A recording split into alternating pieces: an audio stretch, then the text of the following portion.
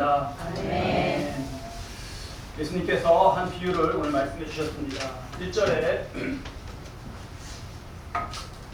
이쪽 찍어져 있어요? 이게 안 됩니다. 제가 다시 두셔보세요. 제가 다시 잘 됐었는데 안 되네요. 한번 넘겨주셔요.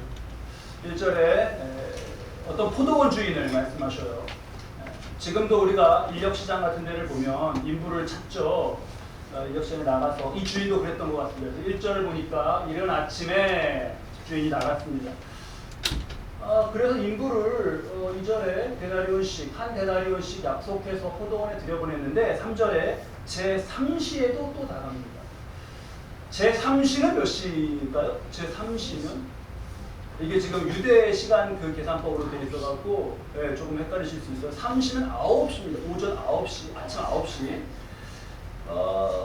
새벽에 들여보냈는데 일 양이 생각해보니까 좀 많아서 더 필요해서 그랬을까? 9시에 나가서 또 인부를 데려왔어요. 그런데 5절을 보니까 6시와 9시에 나가서도 그와 같이 했다 합니다. 6시면 3시가 9시니까 3에서 6시 3 더하면 12시예요. 오후 12시. 그러면은 반은 끝나고 나머지 반인데 12시에도 인부를 또 데려왔습니다. 그리고 9시. 이건 오후가 되는 거잖아요. 오후 3시. 오후 3시에도 또 인부를 데려왔어요. 오후 3시면 대략 이때 유대에서 한 6시면 해가 지거든요. 그러면은 한 3시간 정도밖에 일을 못하는 거 아닙니까? 근데 어쨌든 인부를 데려왔습니다. 그러다가 9절을 보니까 6절을 보니까 11시에도 나갔다고 되어 있네요. 이제는 유대 시간 감각이 좀 익숙해지셨어요. 11시는 몇 시가 되죠? 가 아니고 6시가 아니고 9시가 오후 3시니까 9시에다가 11시면 몇 시가 더한 거예요? 그렇죠. 오후 5시가 되는 거죠. 오후 5시면 일 뭐 이제 끝나고 연장에 뭐 씻고 뭐 그럴 때입니다. 근데 그때도 또 사람이 있는지라 해서 데리고 들어왔습니다. 이 주인의 모습을 이렇게 보니까 오후 넘어서도 계속 이러는 걸 보니까 이 주인이 포도원의 일 때문에 지금 사람을 데리고 들어오는 거가 아닌 것 같다 이렇게 느껴져요. 자, 그럼 어쨌든 이제 일을 마쳤습니다. 그리고 나서 9절에 11시에 온 자들, 역으로 늦게 온 사람부터 일당을 줬어요. 오후 5시에 온 사람들에게 한 데나리온을 준 거예요. 하루치 일당.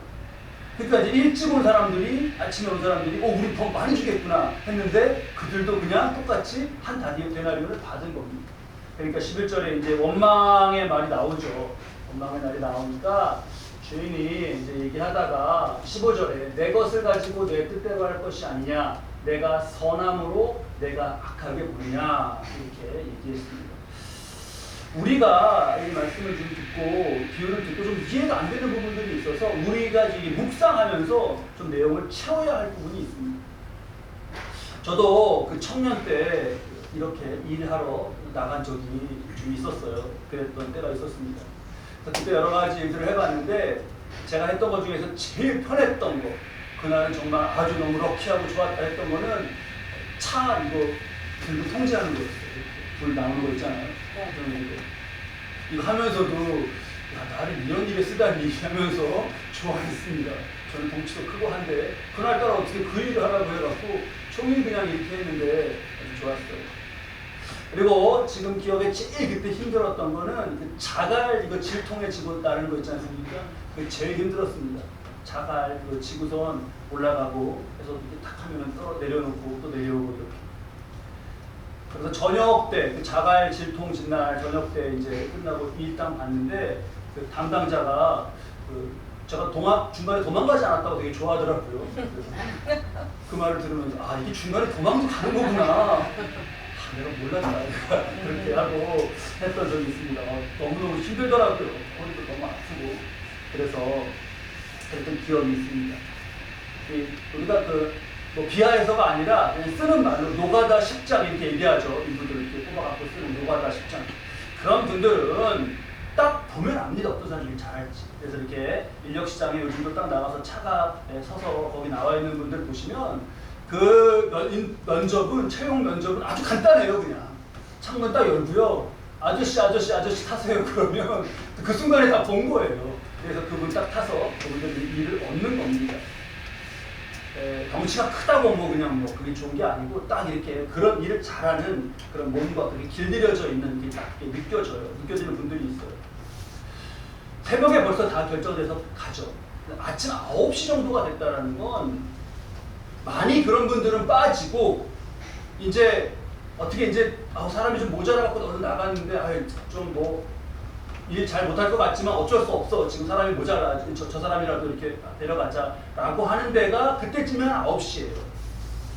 근데 지금 우리가 6절 7절 봤습니다만 오후 12시, 오후 3시 그때도 나갔다는 건 주인도 이상한 것을 우리가 느끼면서 뭘 생각해야 되냐 하면 그때 남아있게 된 사람들 6절에 보면 11시에도 오후 5시에요. 나가보니 사람들이 또 있는지라 너희는 어찌하여 종일토록 놀고 여기서 있느냐 이르되 우리를 품꾼으로 쓰는 이가 없음이니 왜 품꾼으로 쓰는 이가 없었을까? 제가 지금 말씀드린 것처럼 한눈에 봐도 어떤 거예요? 네, 그냥 이렇게 그러니까 한눈에 봐도 연약하고 뭔가 이렇게 장애가 있다거나 그러한 분들입니다. 그래서 우리가 11시면 오후 5시다. 제 3시면 몇 시다. 이렇게 유대의 시간을 오늘의 시간으로 계산해서 말씀을 보는 것도 잘 익혀야겠지만 그것보다 실은 더 중요한 것은 11시에 길에 이렇게 있는 사람, 오후가 3시에도 길에 있는 사람들이 가지고 있는 그 암담함. 새벽부터 나갔지만 일을 구하지 못하고 하루 이때 당시에 노동자들이 하루 벌어서 그 다음날 먹는 거거든요. 그런 이들이 일을 구하지 못했다. 그 말은 오늘 일을 구하지 못해서 내일 굶는 거예요. 그런 암담함을 말씀해서 우리가 꼭 읽어야겠습니다. 이렇게 한번 떠올려 보시죠. 어느 나이가 많아지시고 병이 든 노모가 있는 거예요. 어머니. 현재 많이 늙으셨어요. 아들이 그 어머니를 모시고 삽니다. 근데 아들은 너무 약해요. 보기에도 연약한데 얼마 전에 막 일을 뭐 한다고 하다가 다리를 다쳐서 절뚝절뚝 거립니다. 한눈에도 그게 불편한 게 티가 나서 일을 잘 못 구해요. 집이 가난합니다. 근데 이 아들은 굉장히 성실해요. 그래서 아침마다 새벽마다 누구보다 일찍 나가서 그 시장에서 일꾼으로 뽑히기를 기다리지만 누구도 뽑아주지 않습니다. 그러면 오후까지 이렇게 있다가 이제 다시 돌아오는 거죠. 그러면 노모가 아들이 저기서 이렇게 오는 것을 보면서 하루 종일 먹지도 못하고 그러다가 오는 아들을 보고 너무 가슴이 아파요. 그래서 뭐 밥이나 뭐 해야 뭐 밥에 그냥 뭐 반찬 하나 정도 되는 걸 가지고 차려서 얼른 이거라도 먹어라 하면서 그렇게 밥을 먹습니다. 그런데 어느 날은 오후가 이제 됐는데 아들이 안 오는 거예요. 그 시간이 됐는데. 그래서 계속 기다리는데 해가 지고 나서 어두컴컴한데 아들이 옵니다. 근데 아들이 어머니를 발견하고 너무 기뻐하면서 얘기하는 거예요. 어머니, 오늘 제가 어디 포도원에서 일을 했습니다. 근데요, 그 사장님이요, 너무 좋은 분이었어요. 제가 오후 3시에 저를 불러서 갔는데요, 뭐 한 2시간 이렇게 일하나 하고 했는데 하루치 일당을 주신 거예요. 너무 기뻐하면서 왔어요. 그러면 그 노모는 뭐라고 할까요? 야, 그렇게 착한 사장님이 계시냐? 너무 고맙다. 아이고 고마워라 하면서 눈물이라도 흘리시지 않으시겠습니까? 예수님은 이 비유를 시작하시면서 1절에 우리 1절 말씀 함께 읽을까요? 천국은 마치 품꾼을 얻어 포도원에 들여보내려고 이른 아침에 나간 집주인 같으니 천국이 누구 같다는 거예요? 이 포도원 주인 같다는 거예요. 천국이 그렇다는 것은 하나님이 그렇다는 거예요. 하나님은 정말 착하신 거죠. 성경에 하나님은 착하다는 표현은 나오지 않습니다. 하나님한테 하나님 너무 착해요. 너무 좀 약간 좀 우리 인간으로서 불경스럽잖아요. 아유 하나님 착하셔라 이거는. 그래서 그런 표현은 성경에 나오지 않아요. 근데 우리가 그렇게 많이 보는 하나님은 선하시다라는 표현 성경에 그 표현에 하나님은 착하시다는 의미가 담겨 있어요. 예수님이 왜 우리 죄를 다른 사람의 죄를 다 뒤집어 쓰시고 십자가에서 달려 돌아가셨나? 왜 그런 거죠? 여러 가지 신학적으로 그걸 설명하는 이유가 있습니다. 대속의 뭐 어떤 그것이. 근데요, 그런 설명보다 더 오늘 말씀 속에서 확실하게 와닿는 건 착해서 그래요. 예수님이 죄를 대속하신 것을 너희 죄가 대속된 것이다. 이제 돌아와라. 하나님 왜 그러시나? 하나님이 어때서 그러신 거라고요? 하나님 착해서 그러신 거예요. 우리의 구원은 어떤 공로로 이루어지는 게 아니라 일찍 와서 뭘 했다거나 그게 아니라 하나님의 은혜로, 주인의 은혜로 이루어지는 것이다라는 것을 말씀 속에서 가르쳐 주십니다. 그러면서 우리는 천국을 비유하신 이 집주인을 귀한 도전으로 삼아야겠어요. 그 성경 말씀에 보면 요한일서 1장 5절 말씀인데요. 거기 두 번째 줄에 하나님은 빛이시라 이 말씀이 있죠. 하나님을 빛으로 말씀하신 표현이 성경에 많이 나와요. 근데 하나님은 빛이시다? 어둠이 조금도 없다. 그거는 어떤 의미인지 이렇게 느낌적으로 알 것 같은데 정확히 이게 실질적으로 하나님 빛이시다? 어둠이 없다? 이게 약간 좀 추상적으로 그렇게 말씀이 설명되어 있습니다. 어쨌든 하나님 빛이시라 그래요. 그러면서 에베소서 5장 8절 9절을 보면 너희가 전에는 어둠이더니 이제는 주 안에서 빛이라. 너희도 뭐예요? 너희도 빛이에요. 우리가 빛이라는 거예요. 빛의 자녀처럼 행해라. 그러면 빛이면 빛의 자녀처럼 행하는 게 어떻게 하는 거죠? 빛이면 뭐 이거 스마트폰을 환하게 켜갖고 이렇게 밝히고 다니는 건가? 그러니까 좀 이렇게 추상적이 될 수 있어요. 빛의 자녀. 이렇게 추상적이 될 수 있어요. 그런데 이어지는 9절 말씀을 잘 보겠습니다. 마지막 9절 말씀만 우리 함께 읽을까요? 빛의 열매는 모든 착함과 거기까지. 그 뒤에는 또 2번, 3번으로 가면은 어려우고 헷갈릴 수 있으니까 첫 번째가 뭐다? 착함. 빛의 열매는 착하다는 하나님은 빛이시고 우리도 빛이고 추상 말고 착한 거 있지 않습니까? 빛의 자녀는요 착해요. 이 포도원 주인 착하지 않습니까? 빛의 열매는 모든 착함과 의로움과 진실함 착합니다. 그러면서 빛의 열매를 받는데 또 하나 우리 성령의 9가지 열매 기억하시죠? 외우시죠? 외우셔요? 성령의 9가지 열매 못 외우셔요? 네. 착해. 그냥 가만히 계시면은 너무 될 텐데 못 외웁니다 라고 마음이 착해서 못 외우는 거 못 외웁니다. 다 착하셔. 성령의 9가지 열매 사랑, 희락, 화평 저만 아는구나. 사랑, 희락, 화평, 오래 참음, 자비 그 다음에 양선이라는 말이 나와요. 양선. 그러니까 사랑, 희락, 화평 이런 건 우리가 알지 않습니까? 느끼는데 양선이 뭐예요? 갈라디아서 성령의 열매 사랑, 희락, 화평, 오래 참음, 자비, 양선. 양선이 뭘까요? 어질 양, 착할 선. 그러니까 성령의 열매 중에 뭐가 있는 거예요? 착한 게 있는 거예요. 빛의 열매 중에 뭐가 있다? 착한 게. 성령의 열매 중에 뭐가 있다? 착한 게. 이게 우리 말씀에, 우리 마음에 큰 도전이 되어야 됩니다. 그러니까 한 궤로 다 이어지지 않아요? 천국은 착한 포도원 주인 같아요. 천국은 근데 하나님을 말하는 거예요. 하나님 착하셔요. 하나님의 영으로 거룩하게 하나님의 영으로 충만하게 임하신 사람한테는 착함이 나와요. 이렇게 우리가 이걸 연결할 수 있어야겠습니다. 우리가 여러분 예를 들면 성령 충만한 사람이다. 이분 우리 집사님 오실 때 성령 충만하신 분이야. 그러면 어떤 느낌이 들죠? 성령 충만하신 분이다. 제가 뭐 선입견을 가진 건 아니고 저도 제가 가지려고 선입견을 가진 건 아니고 오래 이렇게 목회하면서 보니까 누가 이렇게 성령 충만한 분이다라고 소개해 주셔서 보면 일단 약간 목소리가 목소리가 좀 쉰 듯해요. 목사님. 이게 우리에게 가지고 우리가 경험상 많이 느꼈던 게 그런 거예요. 성령 충만하면요, 목사님. 그래서 뭔가 막딱 이렇게 막 세고 좀 이건 되고 이건 안 되고 그래서 이거 목사님 왜 이렇게 돼 있습니까? 왜요? 이거 이렇게 되면 안 됩니다. 막 이렇게 뭔가 막 물론 그런 특징이 나올 수도 있어요. 그건 그럴 수 있습니다. 인정해, 존중해요.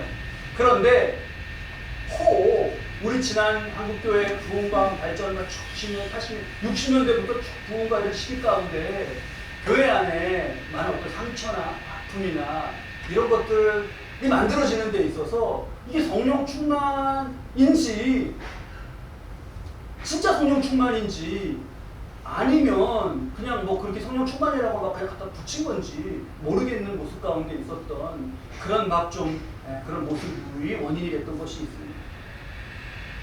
근데요, 분명한 건 성령으로 충만하면 성령의 열매가 나오고 성령의 열매는 뭐가 있다고요? 착함이 있고 빛의 열매도 착함이 있고. 그래서 오늘 우리가 우리 자신을 점검해 보는 겁니다. 나는 성령으로 충만해서 예를 들면 성령께서 주시는 그런 은사로서 뭐 강원의 은사도 있고 뭐 다 은사가 있어요. 그런 은사로서 점검해 볼 수도 있죠. 그것도 점검해 볼 수 있고. 그런데 오늘 주신 말씀에서 나는 하나님의 거룩한 품성으로서의 착함이 있는, 그리고 성령으로 늘 하나님과의 교제 가운데 충만하면서 그런 착함이 나오는 삶을 사나 꼭 진단해 봐야겠습니다. 우리가 성령 충만이다라는 것을 그런 모습으로도 볼 수 있고, 또 어떤 성령에 관한 그림, 이런 거 성화들을 보면 보통 성령 충만을 그린 그런 성화는 그 우순절 성령 강림 사건 때 모습으로 해서 이렇게 불의 혀처럼 갈라지는 형상이 있다거나 또는 어떤 집회에 기도하는 장면 이런 걸 가지고 성령 충만을 많이 얘기하고 표현합니다. 그런데 여러분, 이 착함과 관련된 오늘 말씀 통해서 우리가 귀한 도전 삼으면서 이 사진 한번 보시죠.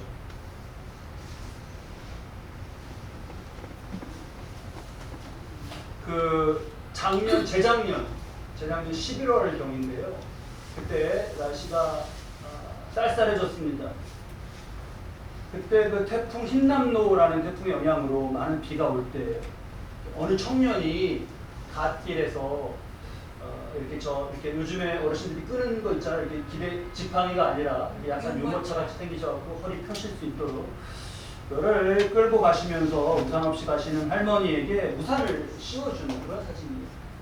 저 뒤에 차 기다리고 있던 차에서 어떤 분이 찍어가지고 이게 SNS에 올리면서 널리 퍼졌습니다. 많은 사람들이 감동했어요. 그래서 저 청년이 누구냐 막 찾았습니다. 찾고 보니까 대학교 2학년인 학생이었어요. 그래서 상을 줬습니다. 장학금도 주고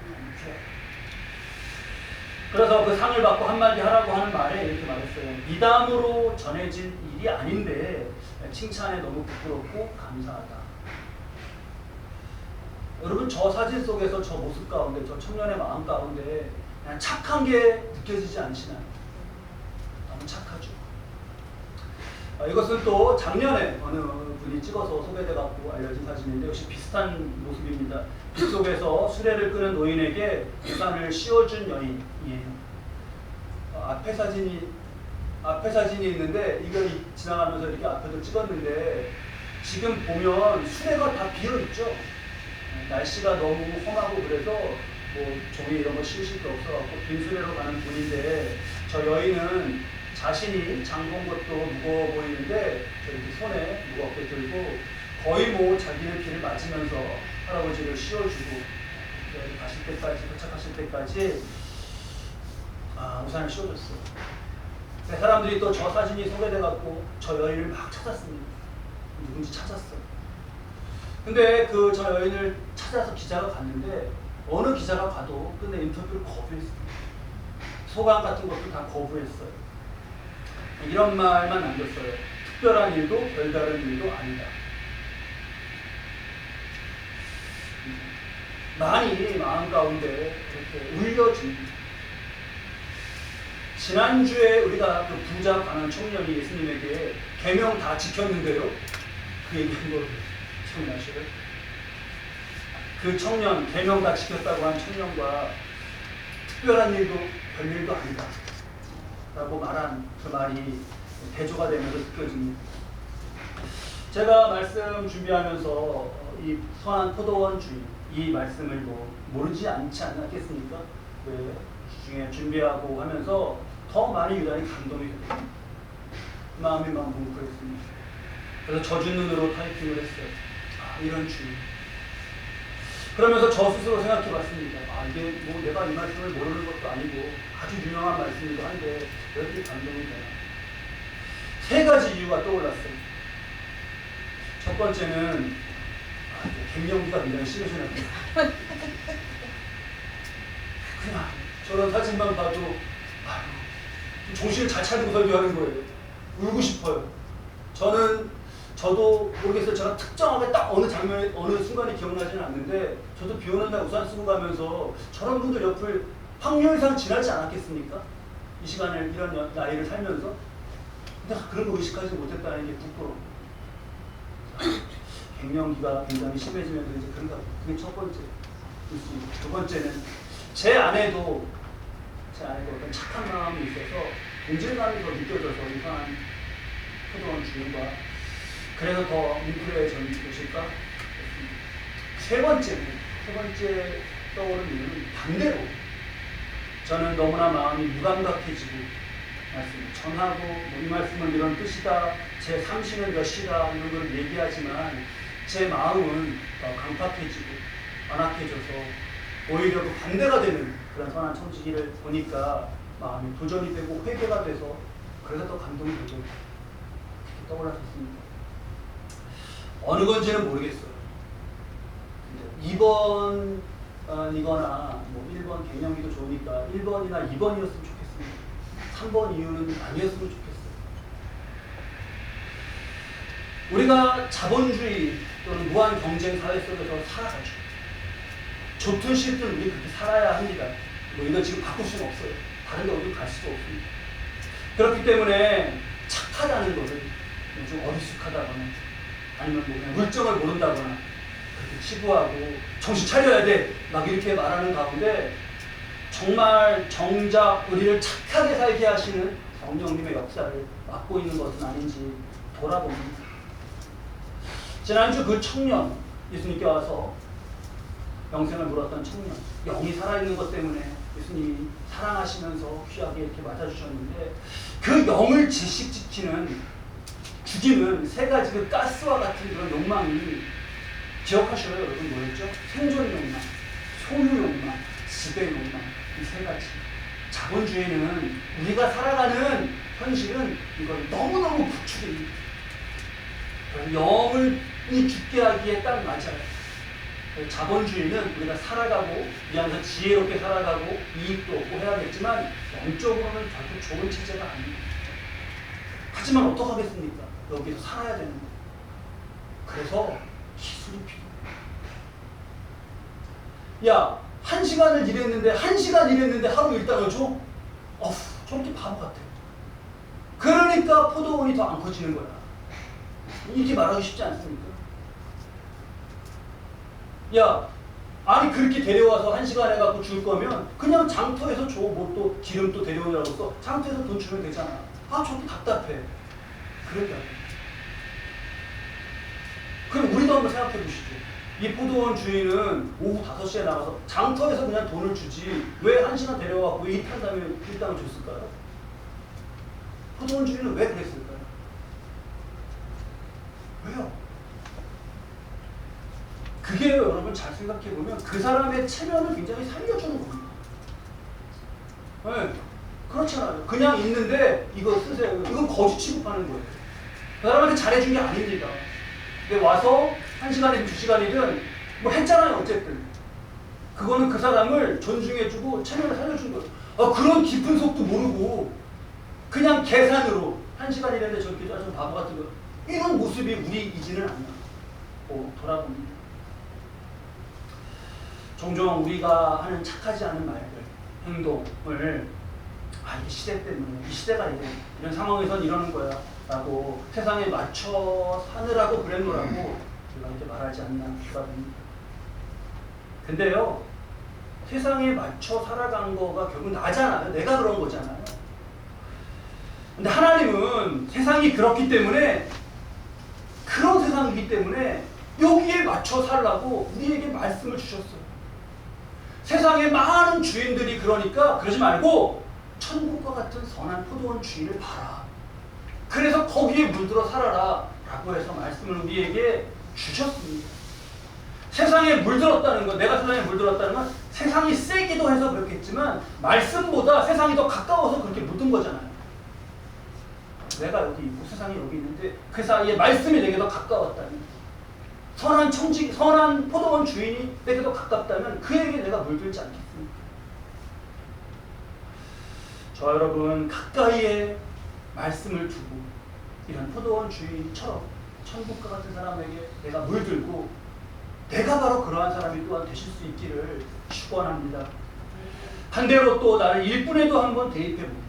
나를 일꾼에, 우리도 이렇게 천국에 들여보내지면서 그 포도원에서 일한 일꾼인데, 나는 몇 시에 포도원에 들어간 사람일까요? 나는